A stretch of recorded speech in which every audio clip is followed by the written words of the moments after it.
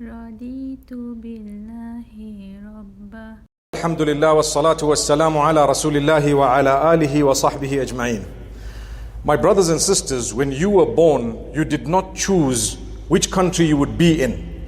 You did not choose the city, the place. You did not choose your parents. You did not choose your race. You did not choose anything. Allah chose for you. Allah decided subhanahu wa ta'ala where He would like you to be. And so you were there. So let's not let it be a means of arrogance for a person. We should realize and understand that it is all part of the greater plan of Allah subhanahu wa ta'ala, that certain things He does not give you a choice about. Those things Allah Almighty has decided for reasons known to Him. In fact, your parents who gave birth to you did not know you before you were born. They had no clue, they had no idea. They just knew that they are going to have a child once the wife was expecting, or once your mother was expecting.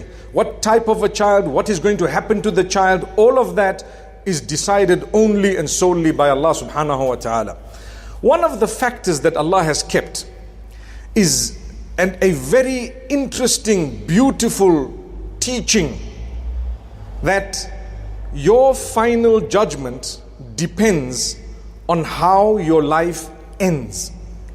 It has very little to do with the middle of it, but it's important. As you do good and you grow older, you get a reward. You pile up lots of rewards. But those who pile up rewards are of different categories. Many of them, unfortunately, don't realize that they give away the good deeds that they do because of backbiting, slandering, gossiping, deceiving, cheating, whatever else it may be. You have wronged a fellow human being. Your salah goes to them in payment. Something else goes to someone else. And by the time you get to the day of judgment, you did a lot of good deeds, but there's very little left. So how you ended might not be as grand as people might have thought your life was.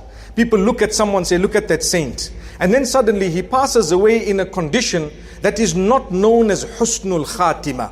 What is the meaning of husnul khatima? The Prophet, peace be upon him, used to make a dua. Oh Allah, grant me a good ending. Oh Allah, grant me a good death. Grant me a good ending. He used to make the dua and he taught it to us, the supplication. Allahumma inni as'aluka husnal khatima. Oh Allah, I ask you to grant me a good end.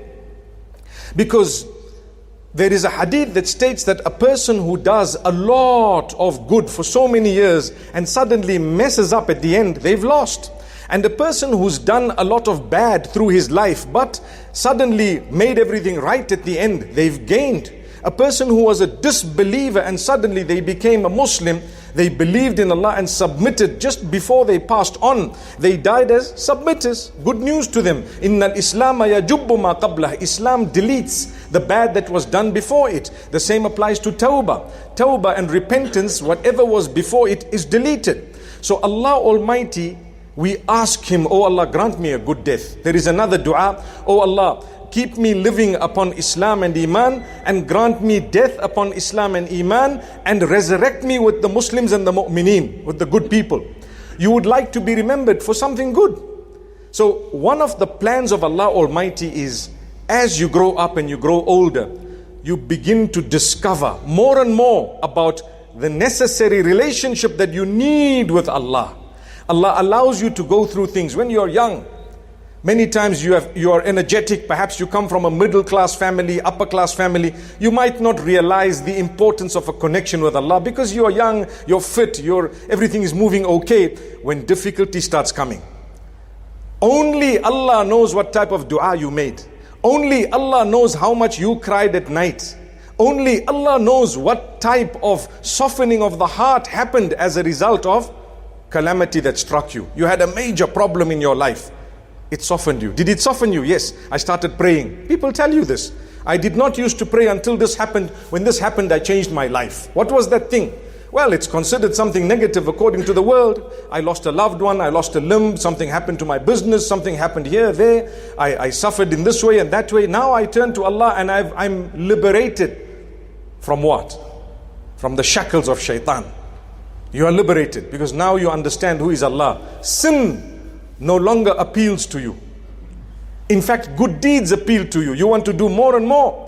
Allahumma habbib ilayna al-iman wa zayyinhu fi qulubina. Dua of the Prophet, peace be upon him. Oh Allah, make beloved to us iman, belief in you, and beautify it in our hearts. Wa karrih ilayna al-kufra wal fusuq wal isyan. And oh Allah, make detested to us disbelief and sin and all forms of transgression. Make it detested to us. So when transgression is in front of our eyes, we don't see a sweetness in it. That's your connection with Allah. So as life progresses, we witness and we see different people lead their lives in different ways. Like I say, we only know what we see apparently with our eyes, but Allah is the judge. Allah gave you a place of birth, a date of birth, the parents you will be born to, and every detail in that regard, your race and whatever else, He chose it for you.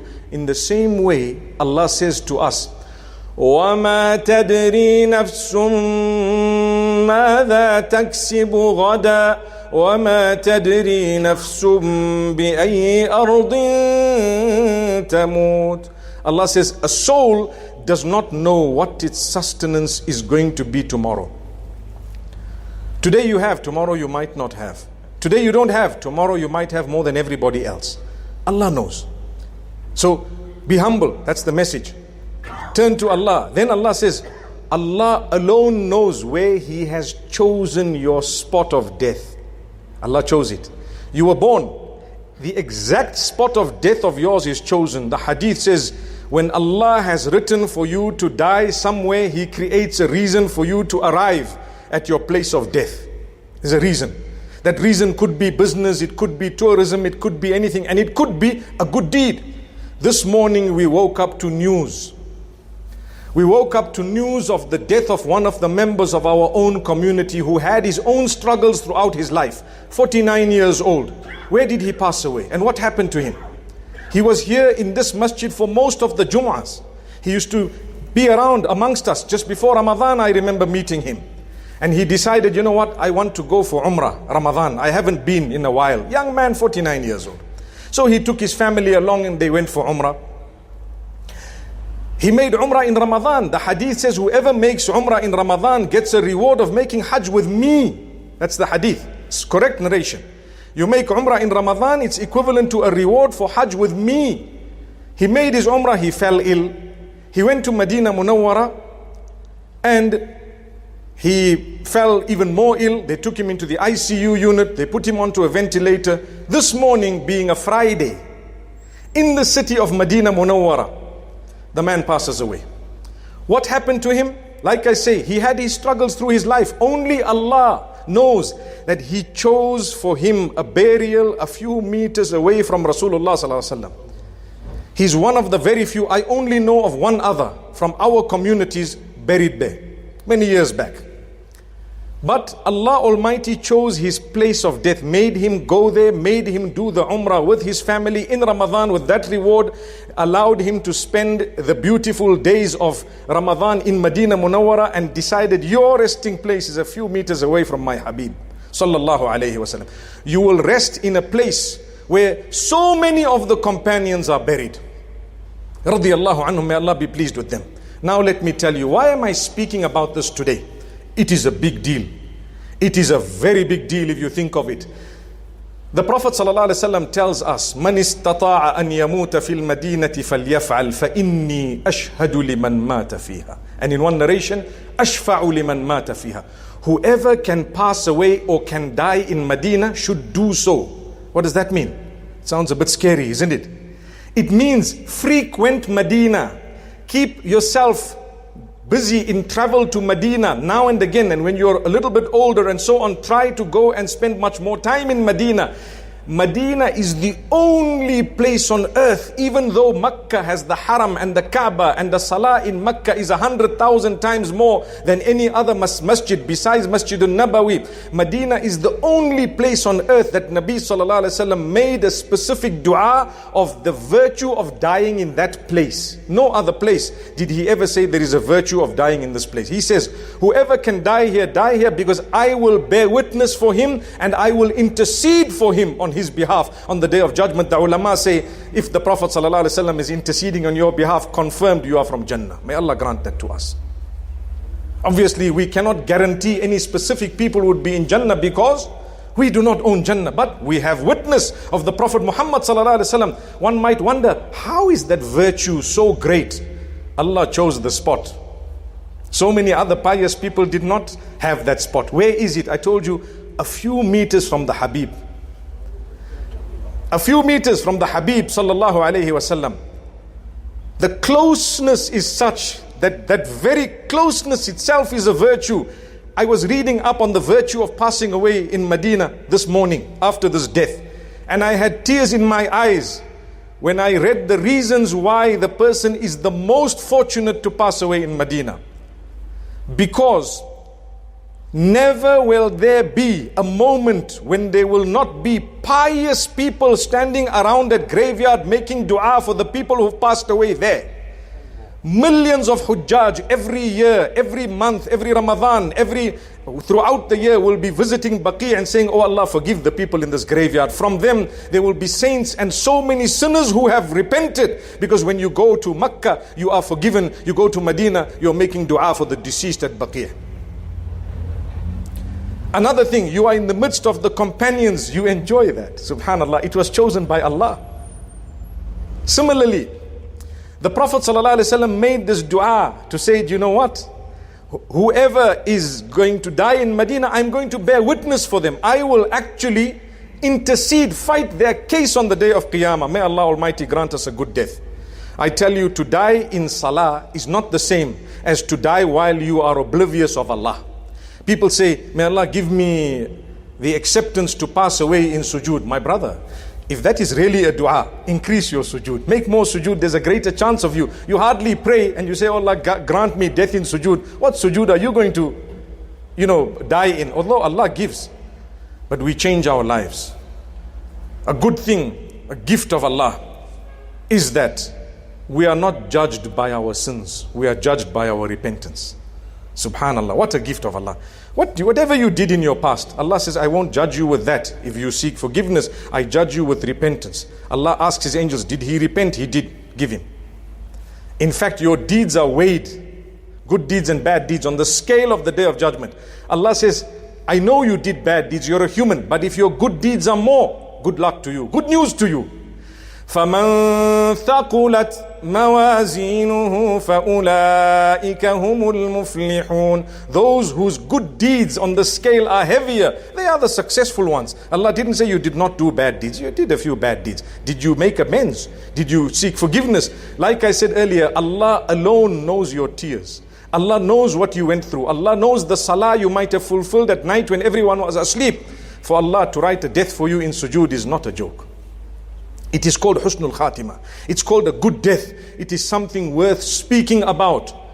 It is something worth mentioning. Imagine the people visiting. Every one of them visits Baqi. And not once, but so many times. Imagine one salah in that masjid is multiplied thousands of times. Your janazah is fulfilled in that same masjid. How many times is that multiplied? When the Prophet ﷺ says, Salatun fi masjidi hadha afdalu min alfi salatin fi ma siwahi illa al-masjid al-haram. And another narration says, Asharat alaf. Either 10,000 times or 1,000 times better than a prayer anywhere else. What are the numbers of the people reading salah on you? When the hadith says, if there's a number of people who make salatul janazah and it's a larger number, 9 or so rows that you have, people would inshallah be granted forgiveness by Allah because others would have borne witness for them, made dua for them. Never mind 9 safs, never mind 900 safs, never mind 9,000 safs. We're talking of numbers that we don't even realize. And who are they? They are people who have come with a soft heart. What are they doing? Making dua. There are people from the descendants of the Prophet, peace be upon him, making dua. When you see a person who passes away in Medina Munawwara, the jostling that happens from the Muslim Ummah who is present in Medina Munawwara to carry the janazah, you only find the best of the hearts carrying the janazah, and they take it all the way to the grave. They will fight to get to that grave and to help, to dig and to help, meaning to put the body down and to make dua and to cover and so on. Do you know why? The hadith says, whoever reads Salatul Janaza on someone has a mountain full of reward. And if you follow it through to actually go and do the burial with, you get 2 mountains of reward as big as Mount Uhud. So the people want it. Mount Uhud is right there. Imagine your resting place has been chosen. One hand, there's the green dome, and subhanallah, there is the Masjidun Nabawi a few meters away, the resting place of Nabi sallallahu alaihi wasallam a few meters away. You're resting here. Around you, there's all companions, some of the wives of the Prophet sallallahu alaihi wasallam, so many more. The other side, there is Mount Uhud. This side, there is Khandaq. There is the well of Uthman. Here, there is something. Where do you think Allah chose for you? La ilaha illallah. May Allah grant us a good death.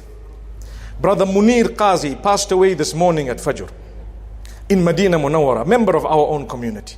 Like I said, he had his struggles and challenges through his life.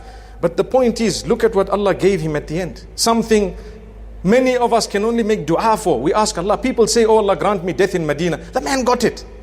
And what type of a death is something I want to reiterate and repeat as I end my speech here. A death preceded by an umrah in Ramadan, which is equivalent to a reward of having made hajj with the Prophet ﷺ, as I said. What do you think Allah favored the man with? And why? I don't know, you don't know, perhaps no one knows, but there has to be something that Allah knows. Something that Allah knows, because Allah chooses and selects. May Allah Almighty grant all of us a good death. The moral of this entire speech is, number one, we make dua for the maghfur. May Allah grant him Jannah, forgive his shortcomings. We do know that millions of people every day will be making dua for him also. So he probably wouldn't really, for our dua is more our benefit, to be honest with you, and obviously benefit of the deceased to a smaller degree. But millions of people every day will be visiting him. They will be making salam to him every minute of the day, because they will be there at Baqi'. Salamu alaikum ahl ad-diyar. I was there too, not too long ago. We all went, we all make salam. Millions every day. So you are basically all the time surrounded by all this goodness. Subhanallah. The moral is, let's lead our lives in a way that Allah gives us also a good death.